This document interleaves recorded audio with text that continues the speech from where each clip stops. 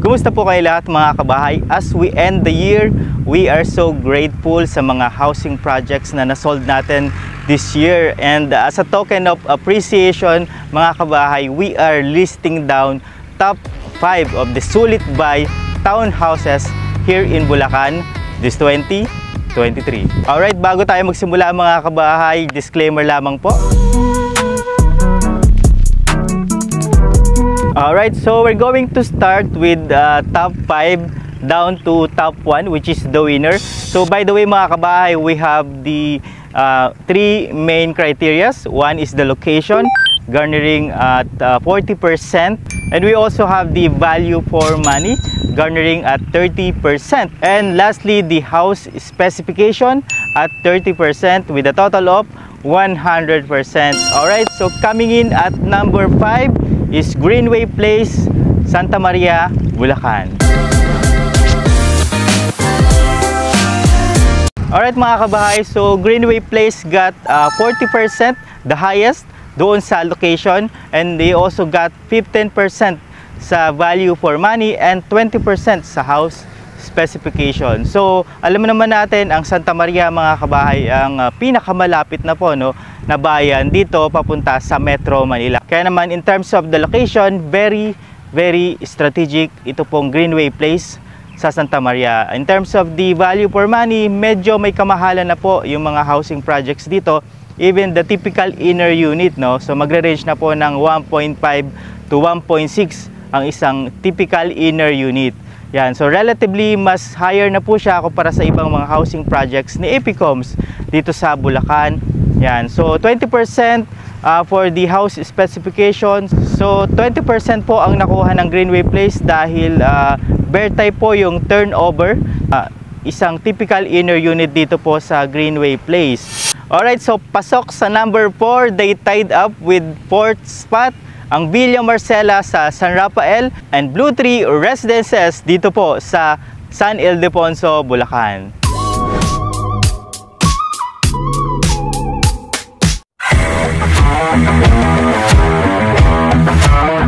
So they both got 30% sa location.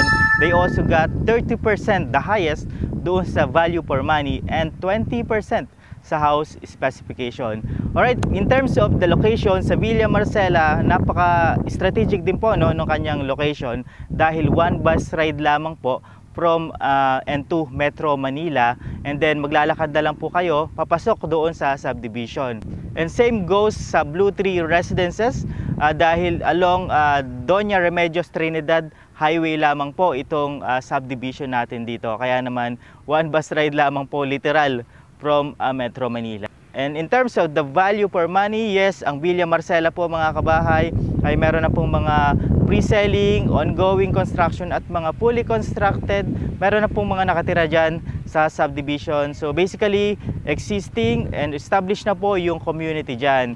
Ang kagandahan naman dito sa Blue Tree Residences, bagaman nasa pre-selling stage pa lamang siya na nagla-land development, pero very promising yung subdivision considering na nandun siya along the highway, kaya naman value for money po ito mga kabahay. So of course, in terms of the house specification, so tulad ng number 5 sa Greenway, so they are both bare type turnover mga kabahay. Alright mga kabahay, coming in at number 3 spot ang Primeword Enclave dito po sa San Rafael, Bulacan by Primeword Holdings Incorporated.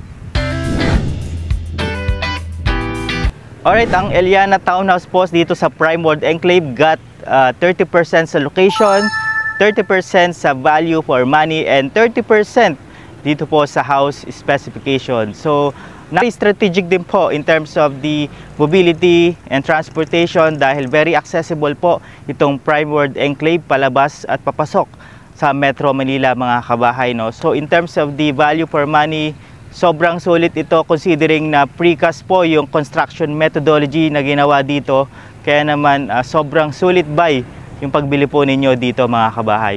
So in terms of the house specification mga kabahay, tulad na nabanggit ko, precast po ang paggawa ng bahay dito and fully finished na po ito mga kabahay. So gamit na lang po ninyo literal yung dadali ninyo paglipat dito mga kabahay. And at nakatira ka pa sa isang exclusive gated community. Alright. Mga kabahay, so papalapit na tayo sa top 1 and pasok sa number 2 spot, ang Arrow Town.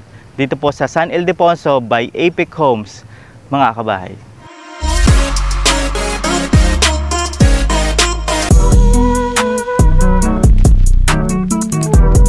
Ang Arrow Town po ay nakakuha ng 40% sa location, 30% sa value for money at 25% sa house specification. So bakit 40% considering na located siya sa San Ildefonso, Bulacan?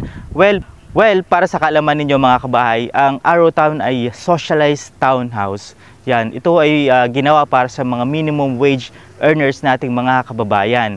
So typically pagka mga ganitong mga house model ay makikita natin to sa medyo malalayong lugar, no? Malalayong probinsya at hindi dun sa mga fringes ng Metro Manila tulad sa Bulacan na very progressive at napakalapit lang po sa Metro Manila.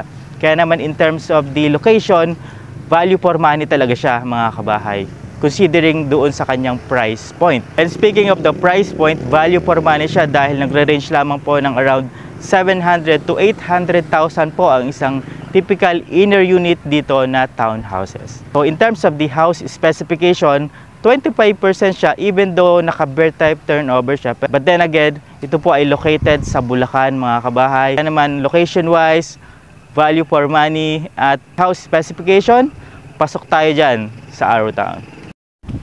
Alright mga kabahay, so bago natin i-announce yung top 1 sa taong ito, let's round down yung ating top 5 to 2 kabahay goals sulit by townhouses dito sa Bulacan this 2023.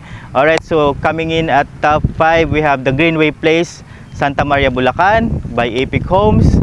And we also have in top 4, Villa Marcela and Blue Tree Residences. At pasok sa number 3 ang ating Prime World Enclave by Prime World Holdings Incorporated. And top 2, we have Arrow Town Socialized Townhouse dito po sa San Ildefonso, Bulacan by Apex Homes as well. Alright, para sa ating top 1, Manor Series in Syria by Uvialand Incorporated.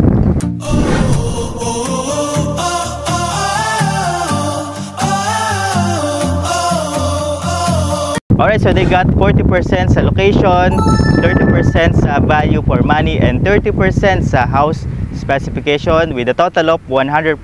So they are the top 1 kabahay goals sulit by townhouses this 2023. So ang Manor Series ng Syria by Uvialand Incorporated, very strategic in terms of the location dahil nandito po siya sa 3rd highly urbanized city ng Bulacan, ang Baliwag City. Along municipal road lamang po ito ng Baliwag-Candaba Road. Kaya naman napakabilis ng mobility palabas po, no? At napakarami pong mga essential establishments sa paligid.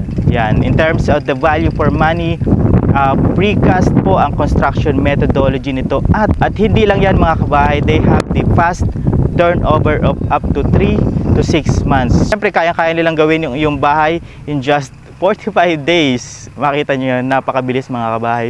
And in terms of the house specification, they have the fully finished precast 2-story house and lot mga kabahay.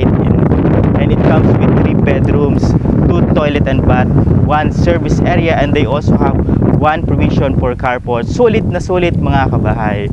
Alright, there you have it. So sana na-inspire kayo mga kabahay and somehow makatulong po ito mga kabahay sa inyong decision making this 2024 sa pag-avail po ninyo ng inyong bahay goals. Alright, muli ako nga po pala si Rog ng RRCT Realty. We find home for you.